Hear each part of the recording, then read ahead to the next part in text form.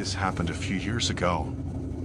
I was doing truck driving. The radio turns to static for hours, and the only sign of life is the occasional pair of headlights going the other way. I was young, eager for the money. Didn't mind the loneliness. Or so I thought.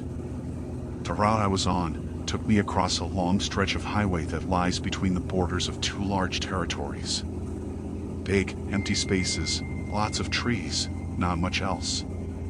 It was notorious among drivers for being a dead zone. No signal, no towns for 100 miles either side. Most guys tried to hit it during daylight. But I was on hush. I remember the feeling. The kind of dark that feels like it's pressing in on the cab.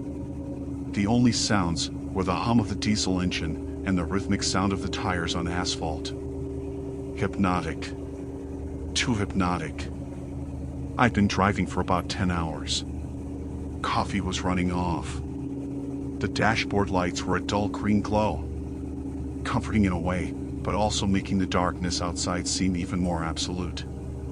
My eyelids were closing. To stay awake, I was slapping my face and rolled down the window for a blast of cold air. It must have been around 2 or 3 a.m. I was in that weird state where you're not quite asleep, but not fully awake either. Like your brain is running on low power mode. The white lines on the road were starting to blur, stretching and warping. Standard fatigue stuff. I was blinking hard, trying to refocus. That's when I saw it. Or thought I saw it. Just a flicker at the edge of my headlights on the right of the road. Small. Low to the ground. For a split second, I registered a shape, human-like, and then it was gone, swallowed by the darkness as I passed. My first thought? Deer. Or a coyote. But it hadn't moved like an animal. It had been upright. Too small for an adult. Too still for an animal startled by a rig. I thought that I was tired. My brain was playing a trick to me. And I almost accepted that. I really did. Stretched my head, took a sip of water from the bottle beside me. Kept my eyes stick to the road ahead. The image. It kind of stuck. A small, upright shape. Like a child. No way. I told myself. Out here? Middle of nowhere? Middle of the night? Impossible. Kids don't just wander around on highways at 3 a.m. It had to be a trick of the light, a bush, my eyes playing games. I've seen weirder things born of exhaustion. Shadows that dance, trees that look like figures. It happens when you pushed limits. I drove on for maybe another 30 seconds. Then, I looked at my passenger side mirror. My blood went cold. Not just cold, it felt like it turned to ice. It was there, barely lighted by the red glow of my trailer lights. A small figure. Standing. On the shoulder of the road. Exactly where I thought I'd seen something. It wasn't a bush. It wasn't a shadow. It was small, and it was definitely standing there, unmoving, as my truck went further and further away. My heart started hammering against my ribs. Every instinct screamed at me. Danger. Wrong. Keep going. But another voice, the one that makes us human, whispered something else. A kid? Alone out here? What if he's lost? I fought with myself for a few seconds that feels like an eternity. The image in the mirror was getting smaller, fainter. God, the thought of leaving a child out there. If that's what it was. Against my better judgment, against the primal urge to just floor it. I made a decision. I slowed the truck, the air brakes hissing like angry snakes. Then, I did what you're never supposed to do with a full trailer on a narrow shoulder. I started to reverse. Slowly. Carefully. My eyes flicking between the mirrors. Trying to keep the trailer straight, trying to relocate that tiny figure. The crunch of gravel under the tires sounded unnaturally loud. It took a minute, maybe two, but it felt like an hour. The red glow of my tail lights eventually lighted the spot again. And there it was. A kid. The kid was small. Really small. I guess maybe 6 or 7 years old. Hard to tell in the dark. He was just standing there, on the very edge of the gravel shoulder, right where the trees began. The kid wasn't looking at me. He was facing sort of parallel to the road, just walking. Slowly. Like he's on a stroll, completely unaware to the massive truck that had just pulled up beside them, engine rumbling, lights blazing. He was wearing what looked like pajamas. Thin, light-colored pajamas. In the chill of the night. No coat, no shoes that I could see. This was wrong. So many levels of wrong. I stopped the engine. I rolled down the window. The night air hit me, cold and damp. "Hey!" I shout out. "Hey, kid." No response. He just kept walking, his head was down, slightly. I couldn't see his face properly. "Kid, are you okay?" I tried again. Slowly, so slowly, the kid stopped. He turned his face slightly. Enough that I could see a pale sliver of cheek in the spill of my headlights. Still not looking at me. An unease ran down my spine. Not the normal kind of unease. This was deeper, colder. Animals act weird sometimes, but kids? A lost kid should be scared, relieved, something. This one was nothing. "What are you doing out here all alone?" I asked, trying to keep my voice calm. Silence. Just the sound of his bare feet scuffing softly on the gravel. Part of me wanted to get the hell out of there. But the image of this tiny child, alone, possibly in shock. I couldn't just leave. "Where are your parents?" I pushed, my voice a bit sharper than I intended. "Are you lost?" Then, a voice. Small. Thin. Like the rustle of dry leaves. Lost. Just that one word. It hung in the air between us. Relief washed over me, quickly followed by a fresh wave of concern. "Okay, lost. That's something I can deal with." "Okay, kid. Lost is okay. We can fix lost. Where do you live? Where are you going?" The kid finally, slowly, turned their head fully towards my cab. Towards me. It wasn't like a normal kid's look. There was a weight to it. "Home," the kid said with that same thin, reedy voice. "Trying to get home." "Right, home. Where is home?" I asked, "Is it near here? Did you wander off from a campsite? A car?" There were no campsites for miles. No broken down cars on the shoulder. I knew that. The kid didn't answer the question directly. Instead, he took a small step towards the truck. Then another. My hand tensed on the door handle, ready to open it, to offer, what? A ride? Shelter? I didn't know. "It's cold out here," I said. "You should get in. We can get you warm, and I can call for help when we get to a spot with a signal." My transceiver was useless, just static. My phone had shown no service for the last hour. The kid stopped about 5 feet from my passenger door. Still in that pale, thin pajama-like outfit. Barefoot on the sharp gravel. He should be shivering, crying. "Can you help me?" the kid asked. The voice was still small, but there was a different inflection to it now.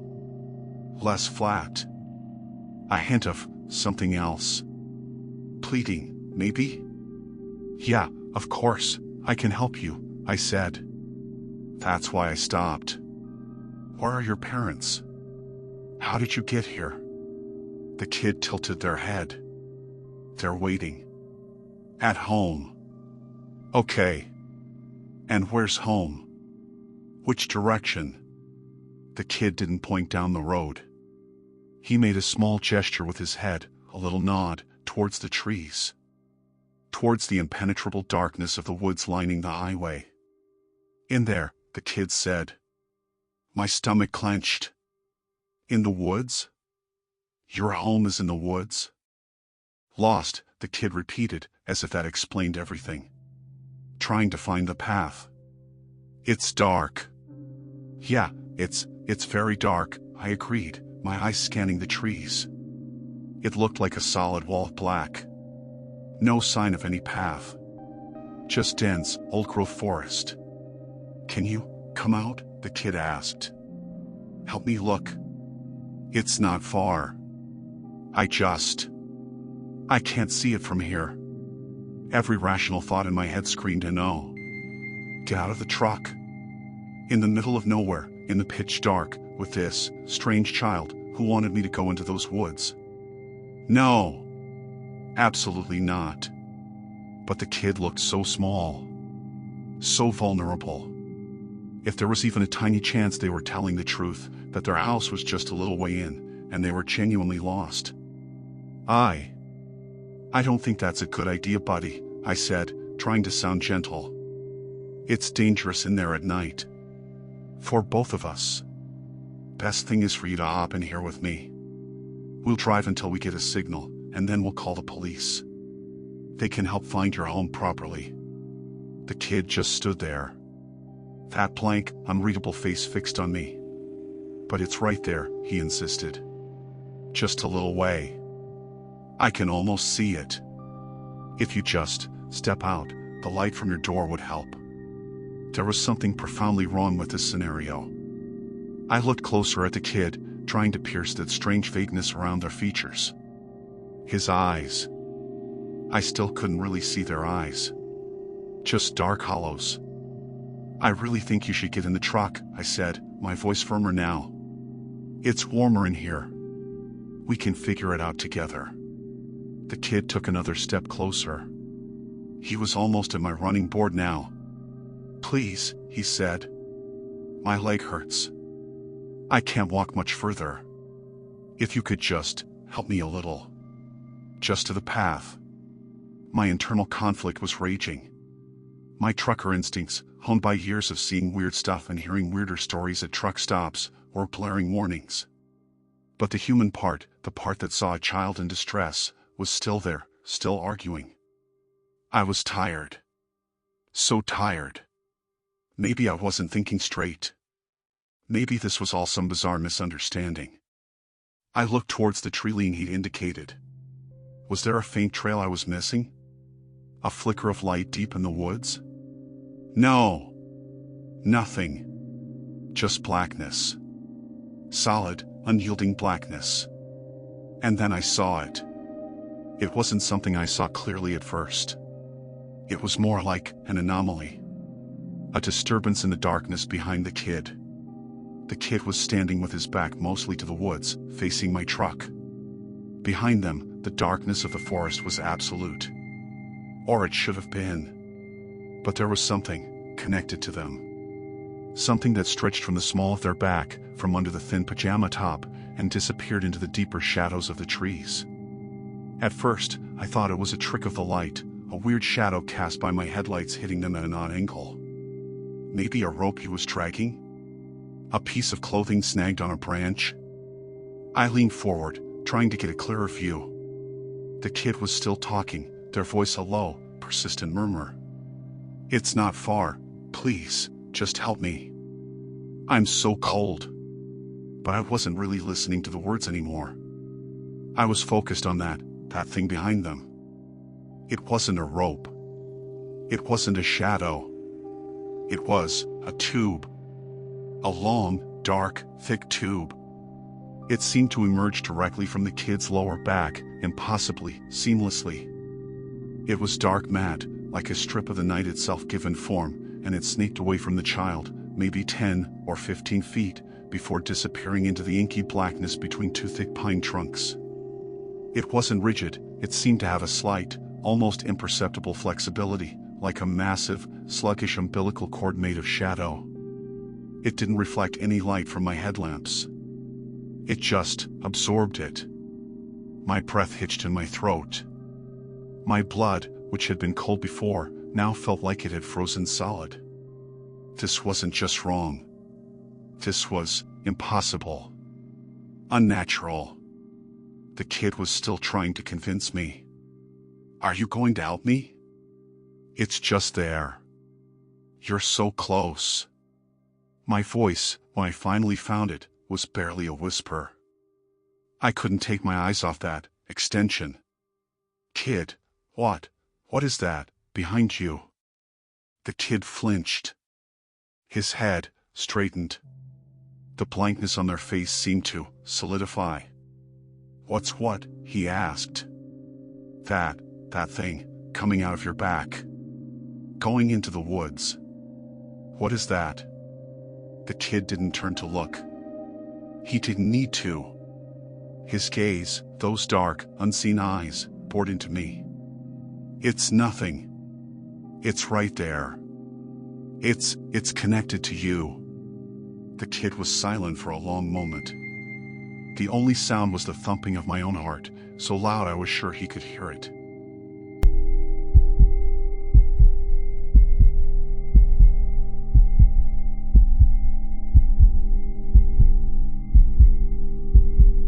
Then, the kid's face began to change. It wasn't a dramatic, movie monster transformation. It was far more subtle and far more terrifying.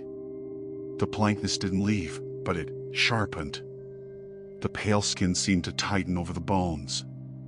The areas where the eyes were, those dark smudges, seemed to deepen, to become more shadowed, more intense. It wasn't human anger. It was something older, colder, and infinitely more patient, now strained to its limit.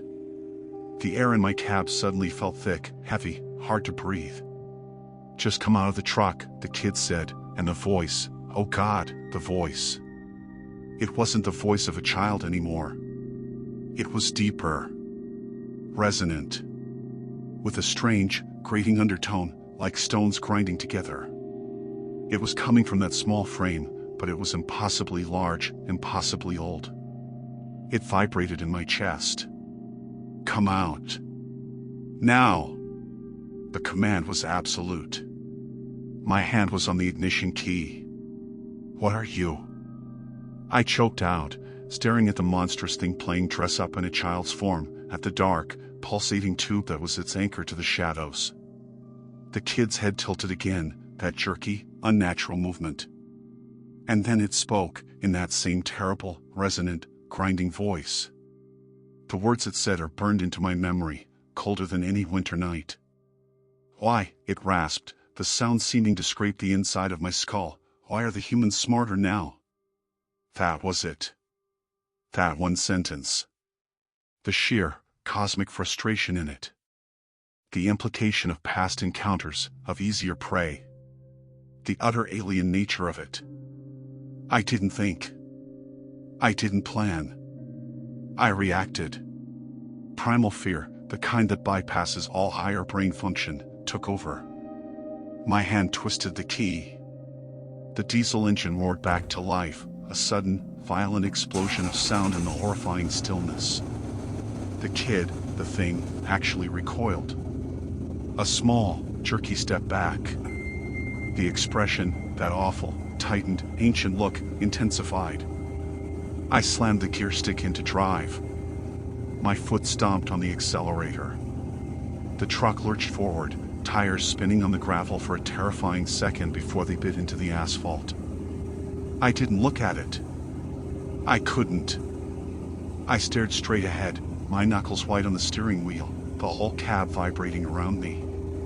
The truck surged forward, gaining speed with agonizing slowness. For a horrible moment, I imagined the tube thing whipping out, trying to snag the trailer, to pull me back, to drag me into those woods.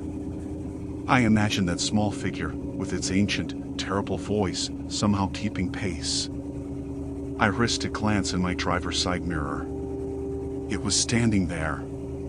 on the shoulder, unmoving. The headlights of my departing truck cast its small silhouette into sharp relief. And behind it, the dark tube was still visible, a thick, obscene cord snaking back into the endless night of the forest. It didn't seem to be retracting or moving. It just was. The thing didn't pursue. It just stood and watched me go. And that, somehow, was almost worse. The sheer confidence. The patience. Like it knew there would be others. Or maybe it was just annoyed that this attempt had failed. I drove. I don't know for how long. I just drove. My foot was welted to the floor. The engine screamed. I watched the speedometer needle climb, far past any legal or safe limit for a rate that size, on a road that dark. I didn't care. The image of that thing, that child shape with its dark extension to the woods, and that voice, that awful, grinding voice asking its horrifying question, was burned onto the inside of my eyelids. I must have driven for an hour, maybe more, at speeds that should have gotten me killed or arrested, before the adrenaline started to fade, replaced by a bone-deep, shaking exhaustion that was more profound than any fatigue I'd ever known. My hands were trembling so violently I could barely keep the wheel straight. Tears were streaming down my face, not from sadness, but from sheer, unadulterated terror and relief. When the first hint of dawn started to gray the sky, and my phone finally beeped, indicating a single bar of service, I pulled over at the first white spot I could find. I practically fell out of the cab, vomiting onto the gravel until there was nothing left. I sat there on the cold ground, shaking, for a long time, watching the sun come up, trying to convince myself that it had been a dream, a hallucination brought on by exhaustion. But I knew it wasn't. The detail of that tube. The voice. The question. You don't hallucinate something that specific, that coherent, that utterly alien. I never reported it. Who would I report it to? What would I say? Officer, I saw a little kid who was actually an ancient cosmic horror connected to the woods by a nightmare umbilical cord, and it got mad because I didn't want to be its dinner. I finished my trip. Dropped the load. Drove my rig back to the yard. And I quit. I told them I was burned out, needed a break. They tried to convince me to stay, offered me different routes, more pay. I just couldn't. Every time I closed my eyes, I saw that kid, that tube, those woods. Every dark road felt like a trap. I found a local job, something that keeps me home at night. I don't drive in remote areas anymore if I can help it. Especially not at night. I still have nightmares. Sometimes, when I'm very tired, driving home late from somewhere, I'll see a flicker at the edge of my vision, on the side of the road, and my heart will try to beat its way out of my chest. I don't know what that thing was. An alien? A demon? Something else, something that doesn't fit into our neat little categories? All I know is that it's out there. And it's patient. And it seems to have learned that its old tricks aren't as effective as they used to be. Why are the humans smarter now? That question haunts me. It implies they weren't always. It implies that, once upon a time, we were easier. That maybe, people like me, tired and alone on dark roads, used to just step out of the cab when asked. And were never seen again. So, if you're ever driving one of those long, lonely stretches of road, deep in the night, and you see something you can't explain, maybe just keep driving. Maybe being smarter now means knowing when not to stop. Knowing when to ignore that little voice telling you to help, because what's asking for help might not be what it seems.